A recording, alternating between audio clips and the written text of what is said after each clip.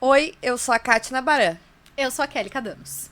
Seja bem-vindo ao 5º episódio da 2ª temporada do Direito no Plural, o podcast jurídico que fala a sua língua. Se você não mora em uma caverna, a essa altura você já sabe que a Procuradoria-Geral da República denunciou o ex-presidente Jair Bolsonaro por tentativa de golpe de Estado. Além de Bolsonaro, foram denunciadas outras 33 pessoas. Entre os principais nomes estão, por exemplo, do ex-diretor da ABIN, Alexandre Ramagem, o ex-ministro da Justiça, Anderson Torres, o do ex-ministro da Defesa, Walter Braga Neto, e também o ex-ministro do GSI, General Augusto Heleno. Segundo a PGR, Bolsonaro liderava um grupo com um projeto autoritário de poder mesmo antes de perder as eleições de 2022, atacando o sistema eleitoral brasileiro. A denúncia aponta que ele editou a versão final de um decreto golpista, pressionou militares para aderirem à trama e também sabia e concordou com o plano de assassinar o presidente Lula, do PT, e ele tinha até um discurso pró-golpe pronto. Ao todo, são 5 crimes imputados contra o ex-presidente.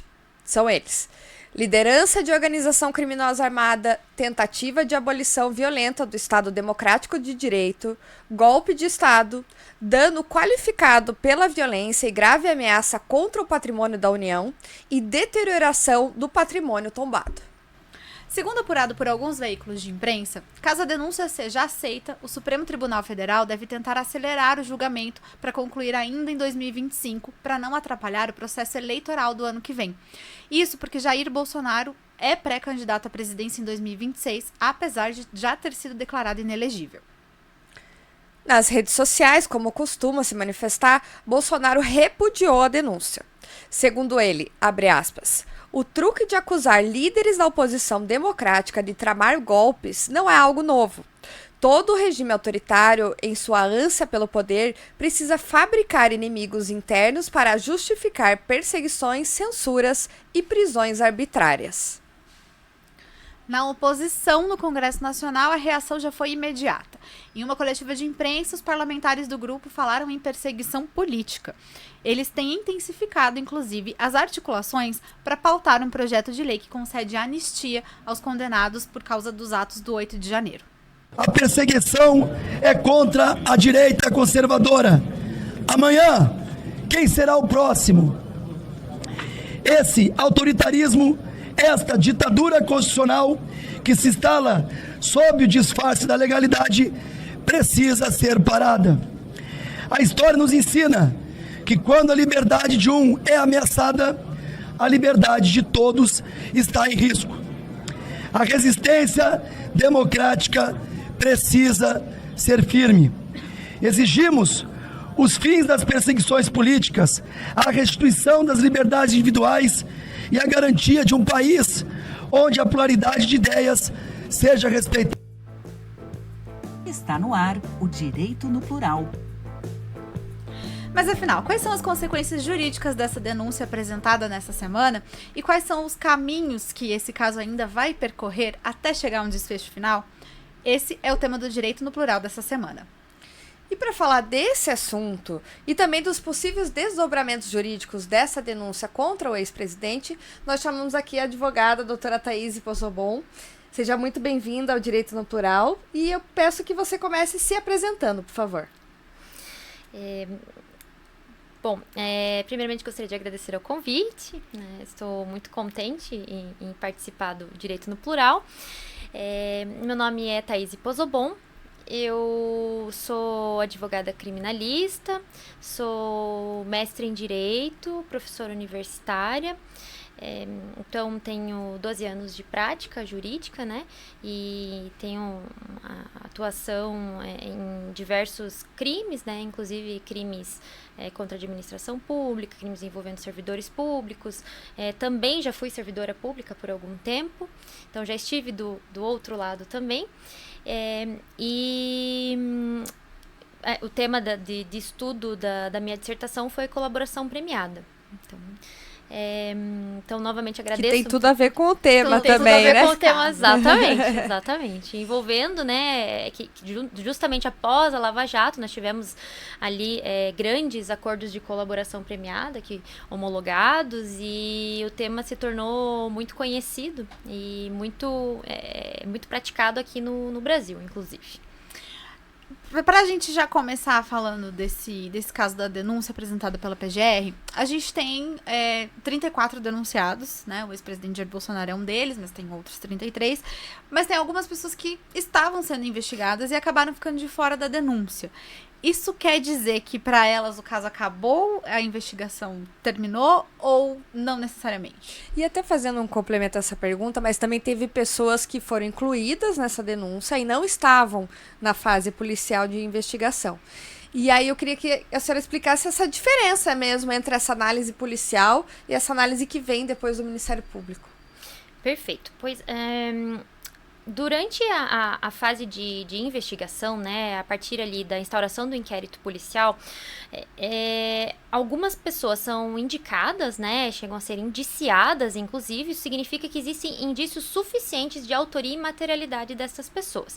Então, a partir daquele momento, começam-se a realizar diligências para apurar quão aquelas pessoas tiveram participação nas condutas investigadas. No decorrer das investigações, eles podem chegar à conclusão de que algumas daquelas pessoas não estavam envolvidas, algumas estavam mais envolvidas, outras realmente não tinham conhecimento daqueles fatos, ou até acabaram praticando alguma conduta sem ter ciência de que aquela conduta era criminosa. Então, posso citar como exemplo, eu acabei realizando uma transferência a pedido de algum servidor público, algum dos envolvidos, uma transferência bancária a pedido do meu superior hierárquico. Ele mandou, eu era assessora dele, eu realizei a transferência por ordem dele. Não era algo ilegal, portanto, eu não tinha conhecimento. Se foi somente essa conduta que eu tive, provavelmente eu vou ser excluído da investigação a partir daquele momento.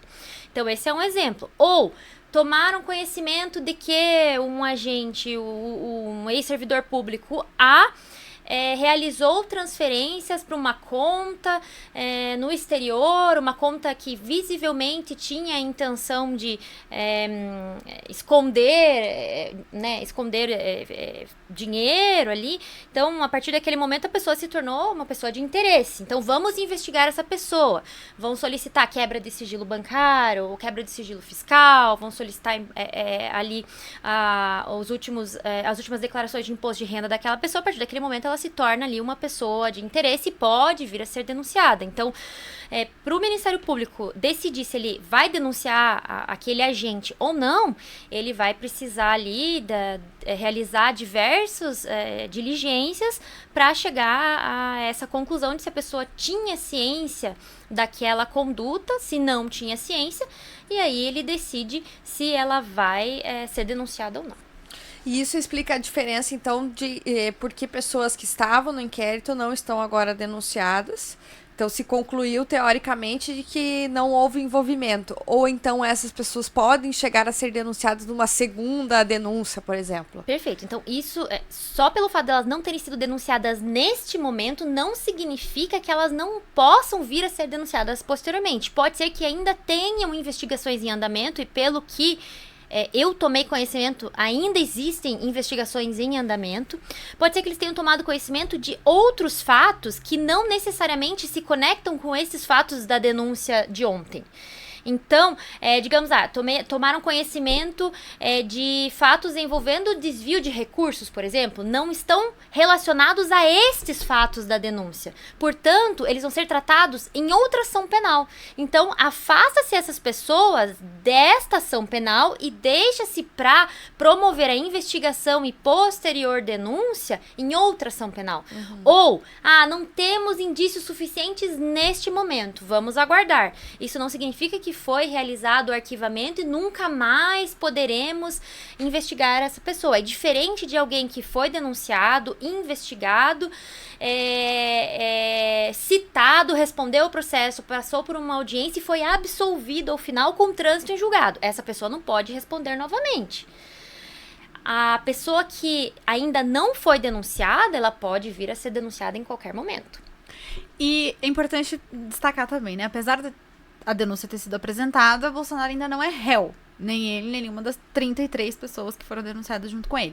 Perfeito. Qual que é o trâmite agora, né? É um trâmite um pouco diferente do que a gente está acostumado, né? Quando a gente está falando de crime, né? Então, o que a gente pode esperar, assim, dos próximos passos?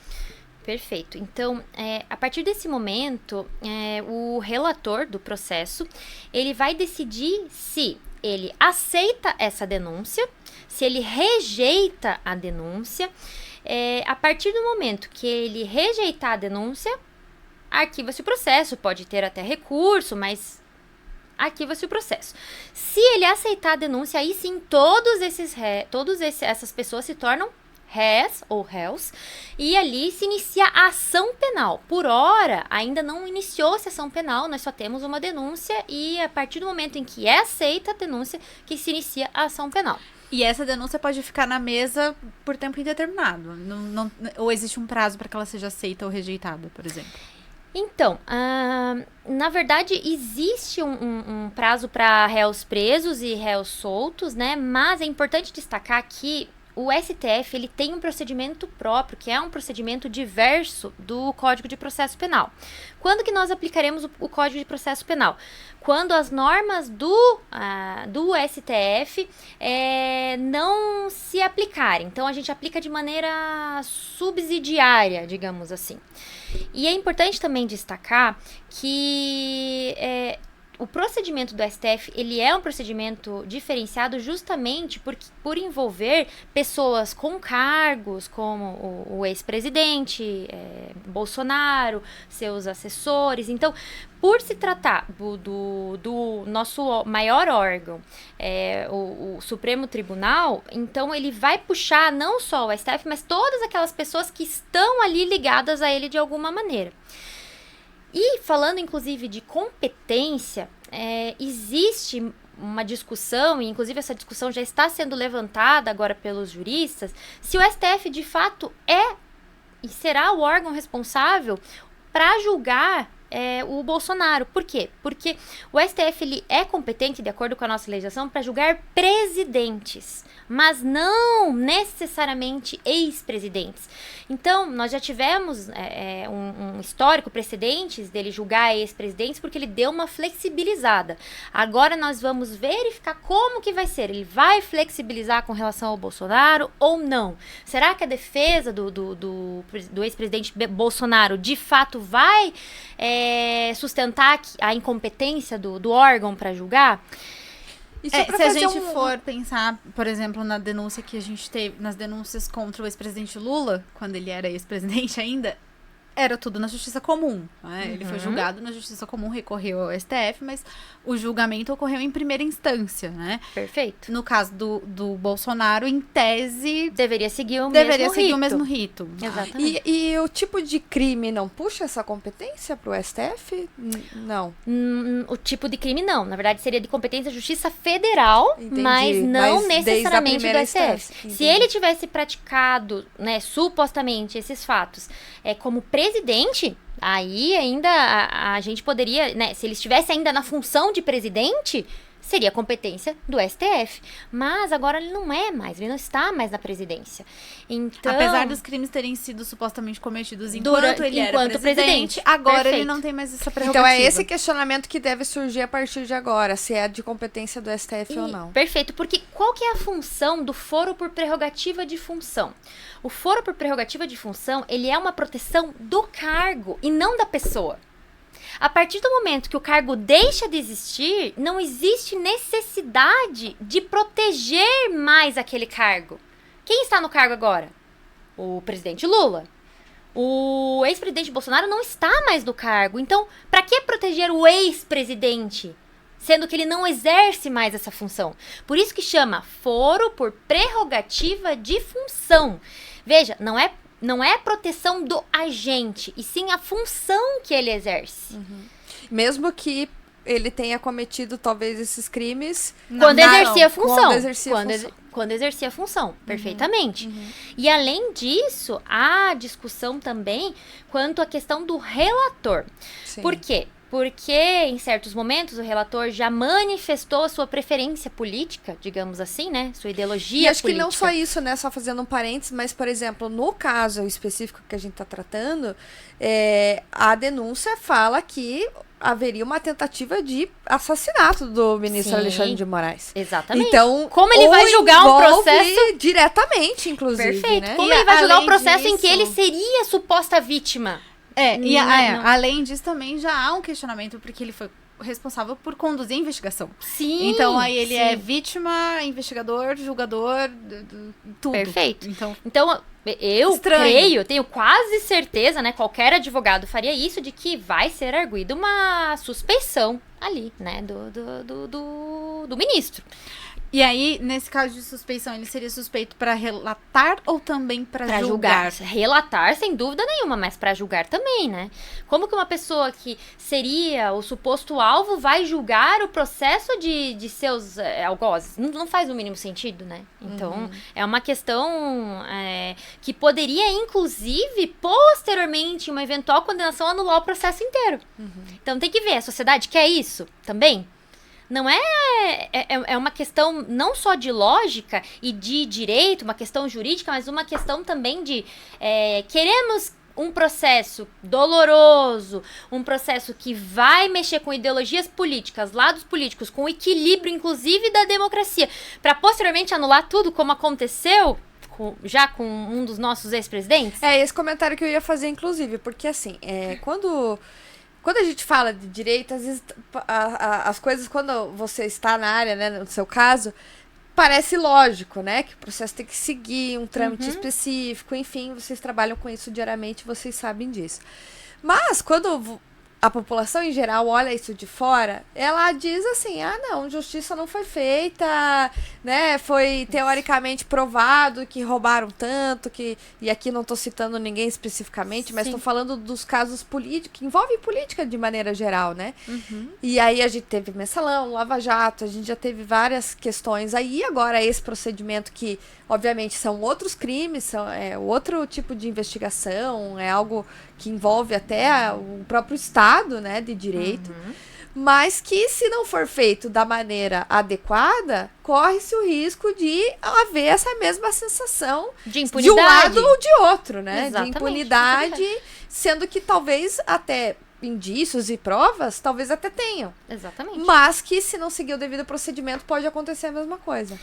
E mais do que isso, né? Porque além de ter essa questão de lá na frente pode anular tudo, mesmo que isso não aconteça, olha o precedente que a gente abre. Também. Porque a gente tem. Porque é isso, como é um caso que envolve muita paixão política e ideológica, tem muita gente aplaudindo, falando Alexandre de Moraes, herói nacional. Sim. Mas amanhã pode ser que o jogo esteja vire. do outro lado, Exatamente. Que o jogo vire, né? Exatamente. Então, assim, as pessoas também têm um pouco essa dificuldade de entender que amanhã pode ser você ou alguém que você goste muito nesse banco de réu, né? De Perfeito. investigar. A gente tem o 8 de janeiro aí pra demonstrar também, né? Uma Exatamente. forma disso. São várias pessoas condenadas, né? Centenas de pessoas condenadas.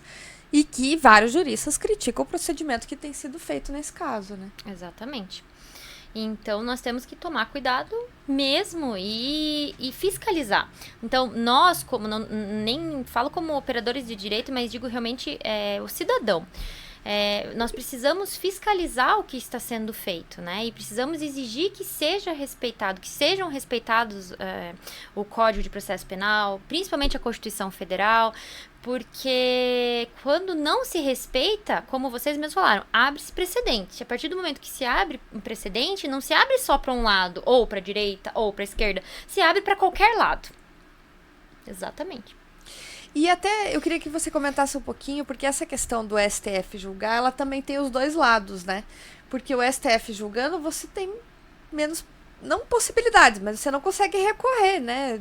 Tem menos recurso. Menos recurso, e você, mesmo que você recorra dentro de um procedimento interno, você vai recorrer para os mesmos ministros que já julgaram, né? Então, queria que você comentasse um pouquinho sobre isso, porque muita gente olha, às vezes, né, como o STF como uma proteção, né, da função que existe, mas, ao mesmo tempo, existe essa outra face da moeda, porque ele não vai passar por todas as instâncias e a possibilidade de recursos é muito menor, né? Sim, também existe essa questão, porque a partir do momento em que essa pessoa que supostamente exerceria, né, um cargo, ou exercer um cargo, é julgado no STF, todos os recursos, eles ficam limitados ao STF. Então, sim, tem embargos de declaração, nós temos os recursos que existem dentro do procedimento previsto no STF, mas eles são limitados. Então, não tem um órgão acima do STF para que possa analisar as decisões dos próprios ministros, né?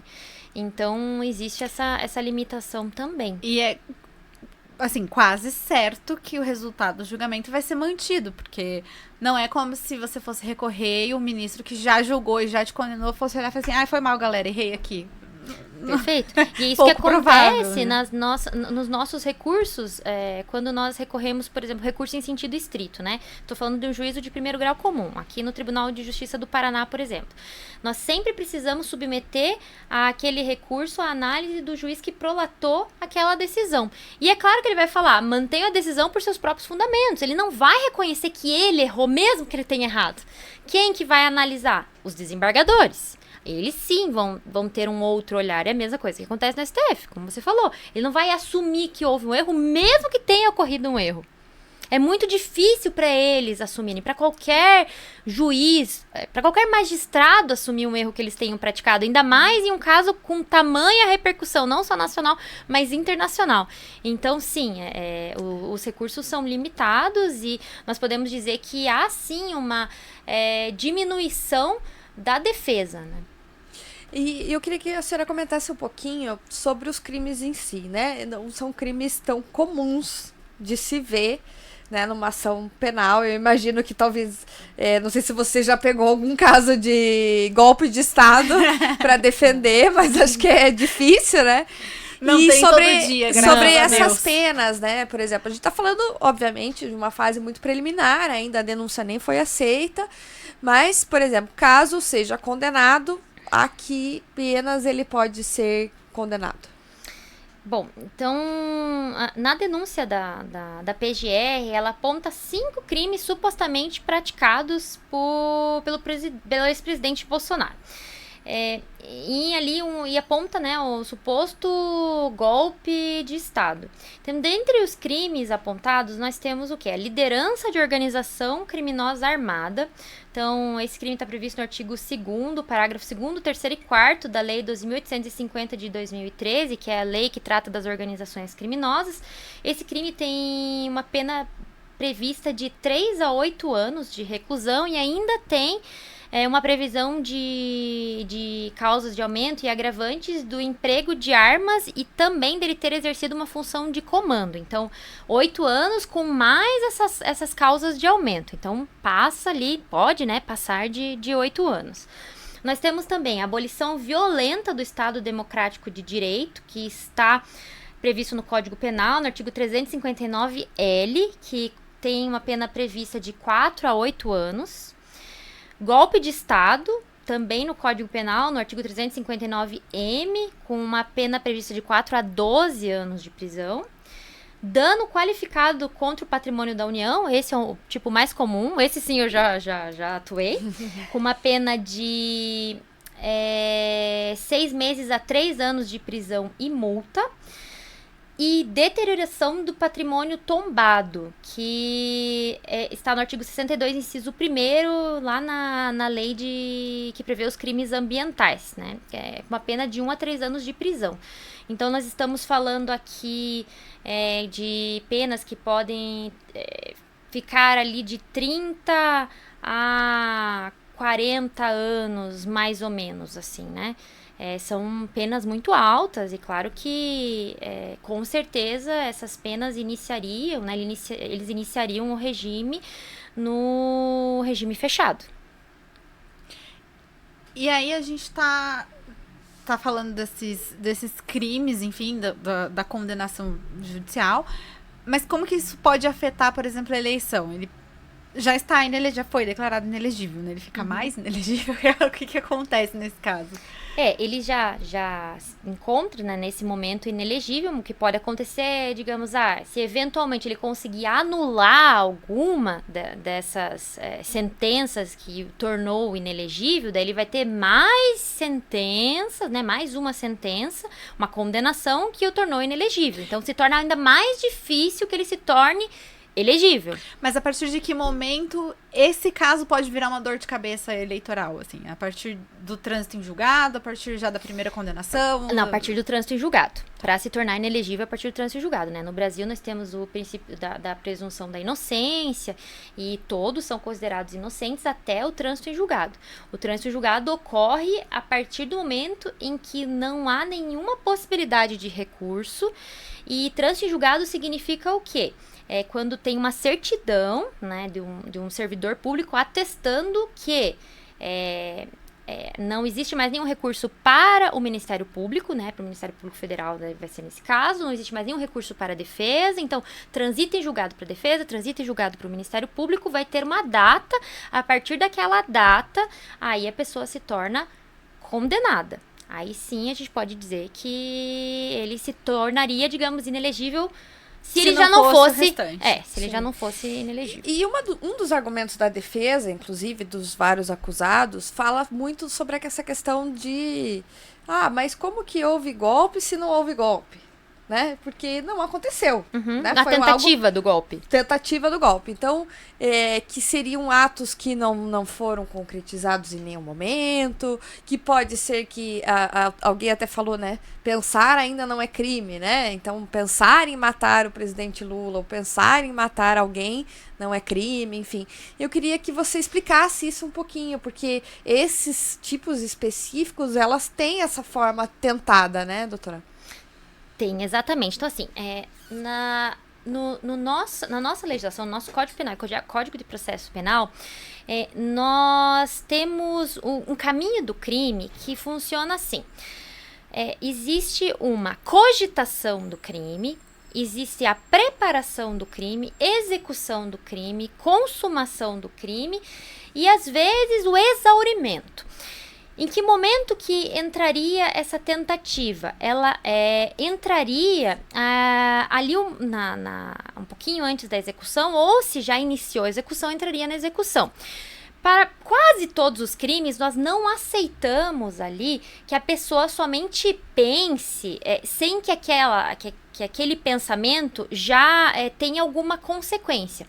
Mas existem algumas exceções. Quais são as exceções? Atos terroristas é uma exceção. Então, a partir do momento que a pessoa começa a falar por mensagem que vai atacar um estádio, como aconteceu aqui na Copa, nós tivemos a primeira condenação por atos terroristas, em que um rapaz, um jovem, se comunicou com pessoas e falou que iria atacar um jogo durante a Copa, mesmo ele não tendo chegado ao local para atacar, já é passível de condenação. Essa é uma exceção à nossa legislação.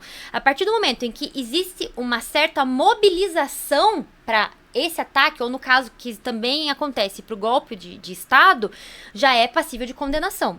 Essas são as nossas exceções. São poucas, mas existem. Até porque se você precisar de uma... Que seja realmente realizado um golpe de Estado, muito provavelmente não vai ter condenação, pois acabou-se o Estado. Exatamente. Então, é justamente pela gravidade do ato que se pune essa... nem seria uma tentativa, seria um atentado. Seria o atentado já. Então, não seria o pensar somente. Quando está na minha cabeça, quando está na cabeça do agente, não tem como punir, porque nem sequer descobrirá que a pessoa está pensando. Sim. Todo mundo pensa uma vez no dia que quer matar o chefe, ou que quer matar o vizinho, que faz bagunça, que joga o lixo na frente. Todo mundo já pensou isso pelo menos uma vez na vida. Agora, a pessoa realmente trocar mensagens, ou discutir um plano, ou elaborar um plano, já entra como um Fazer atentado. a minuta de golpe. Fazer minuta, exatamente. Exatamente. Fazer reuniões. Aí nós já estamos elaborando um plano que pode ser um plano terrorista, um plano de golpe de Estado. Aí sim, de acordo com a doutrina, com a jurisprudência, inclusive de outros países que enfrentam dificuldades com relação ao terrorismo que o Brasil não enfrenta, aí, inclusive, que o Brasil ratifica em tratados de direitos humanos, aí sim já é passível de punição. E agora a gente está tendo um movimento aí do Congresso, inclusive do próprio ex-presidente, em torno da anistia, né, do 8 de janeiro. O quanto isso pode interferir ou influenciar nesse processo? Porque ela fala do 8 de janeiro especificamente, né? Mas Por enquanto, né? Mas também calma, tem isso, que o né? Congresso Podem é uma caixinha trazer de aí surpresas. outros pontos, né? Mas, teoricamente, não só os atos, até a denúncia em si, né? Ela foi feita de maneira cronológica, inclusive mostrando que o ex-presidente, já desde a época que o atual presidente Lula, na época ex-presidente Lula, ele foi considerado elegível, Bolsonaro já tinha iniciado a falar mal do sistema eleitoral brasileiro, falar abertamente, né, contra o sistema eleitoral brasileiro, contra as urnas eletrônicas. Então, a PGR colocou isso de maneira cronológica, mostrando que não era só o 8 de janeiro. O 8 de janeiro foi um dos pilares, né, dessa construção, mas que houve vários atos. Então eu queria saber o quanto essa anistia poderia, né, interferir nesse processo. A anistia, ela pode sim interferir, né, no processo, vai depender dos limites até onde ela vai atingir. Então, digamos que realmente em sua redação tenha que atinge agentes que tenham sido denunciados por atos envolvendo atos preparatórios ou execução ou planejamento. Então vai depender muito da redação, mas pode sim interferir nessa denúncia. Mesmo que ele eventualmente já tenha sido condenado, se houver uma condenação. Sim. E aí o Congresso vai e aprova uma anistia, basicamente dizendo, é pra anistiar o Bolsonaro. Vale? Em que momento, né? Em que momento isso vale? A anistia vale sim. Inclusive, ela pode valer até pra uma pessoa que estiver cumprindo pena. Então, se aprovarem uma anistia daqui 20 anos... Aconteceu muito, preso, inclusive, até envolvendo pessoas condenadas na época da ditadura. Sim. Então, ela é válida, sim. Mas vai depender da extensão, por isso que eu tô falando. Vai depender dos limites dela e da extensão. Aí nós teríamos que analisar a lei pra dizer, né? É difícil falar, pode realmente alcançar ele, não pode. Podemos cogitar. Vai depender de como ela vai ser redigida, né? E aprovada. E aprovada, exatamente. Não podemos esquecer que estamos no governo oposto, né? De oposição. Mas se ela pode atingi-lo, até mesmo se ele estiver cumprindo pena, pode. Pode sim. Vai depender de como ela tiver Vai depender da boa vontade política em torno de quem estiver... Exatamente, dos interesses do momento. Políticos. Até uma pergunta que também foge um pouco, não foge, mas é um pouco diferente, mas assim, esse movimento político, ela também tem interferência no judiciário, né? Tem. Então, essas questões, né, até a gente falou aqui no último episódio sobre a lei da ficha limpa, que inclusive foi algo que, quando o ex-presidente Lula foi tornado elegível de novo, foi algo que também surgiu de um outro movimento político e de outro momento político, né? E eu queria só que a senhora comentasse como essa influência mesmo, porque hoje, mais do que nunca, a gente tem visto que... E tem isso de maneira muito mais próxima, né? Porque antigamente ainda não se via as sessões do STF, Sim. o STF se tornou um órgão, um julgador que hoje todo mundo conhece, quem está lá dentro, né? Sim. Então, a política realmente influencia nesses pontos. Sim, com certeza. Então, graças à internet, né, Instagram, né, enfim, nós temos acesso ao Poder Judiciário, ao Poder Executivo, nós temos conhecimento de denúncias que foram oferecidas há horas ou minutos, então tudo se tornou muito fácil. E também se tornou mais fácil fiscalizar os servidores públicos, né? Isso é bom.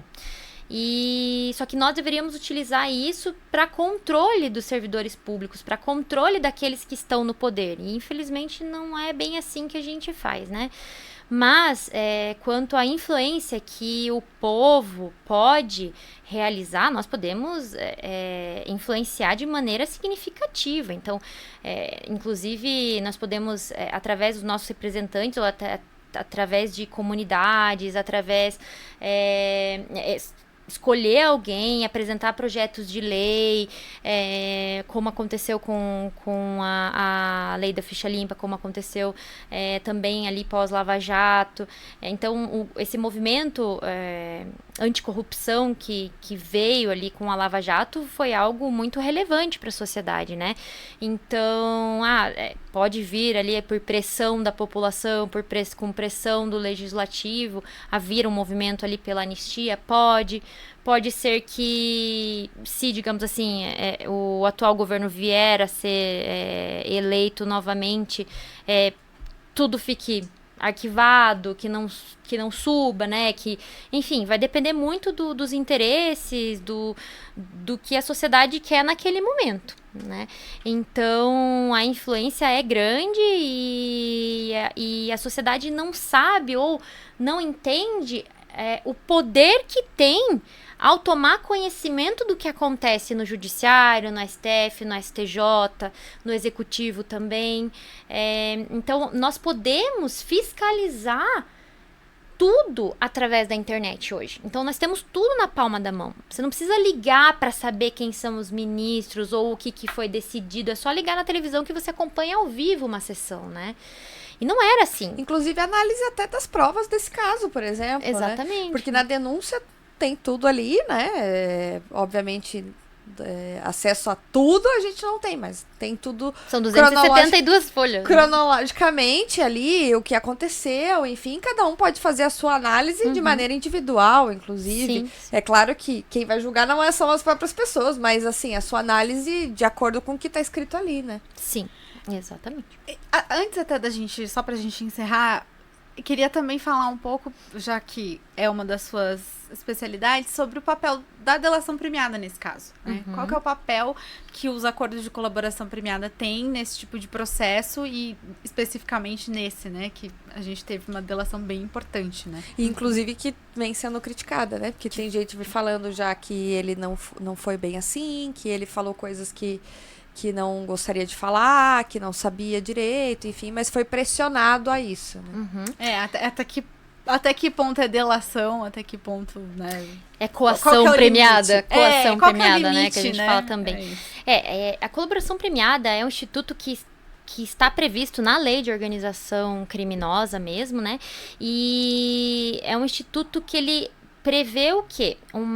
Benefícios ou até a isenção de pena para aquele delator, né? Ou colaborador. Nessa situação, o que nós vimos foi que realmente o delator ele foi trazendo informações, mas ao mesmo tempo que ele foi trazendo informações, ele foi se sentindo, pelo que nós ouvimos, né? Claro, não estou acusando ninguém aqui, ele talvez tenha se sentido um pouco coagido a trazer mais informações, né? Só que como que funciona a delação? A partir do momento que é assinada uma colaboração, você se compromete a passar todas as informações para o órgão acusador. E se o colaborador mente ou falta com a verdade, aquele acordo, que nada mais é que um contrato entre o colaborador e o Estado, é rescindido. Então, por mais que ele tenha se sentido coagido em passar informações, se ele concordou e assinou com aquele contrato, ele tinha que passar as informações. É assim que funciona o Instituto para ele obter realmente esses benefícios. Então, ele não tinha opção. Ele estava assistido por advogado. A partir do momento que ele também estava assistido por um advogado, concordou em fazer a colaboração e recebeu o benefício, ele concordou em falar absolutamente tudo, salvo se ele estiver mentindo. aí a situação é bem diferente, né? Não temos provas disso, né? Enfim, né? Isso vai ser apurado no decorrer ali de eventual ação penal, se a denúncia for aceita. Mas é importante que também a sociedade entenda isso. A partir do momento que a pessoa escolhe fazer a colaboração, que é ofertada, e ela aceita, ela está escolhendo por livre e espontânea vontade fazer a colaboração, porque ela vai receber um ou mais benefícios para aquilo. Não é de graça, ou ninguém está prendendo ela e falando, faça a colaboração, senão você não vai sair.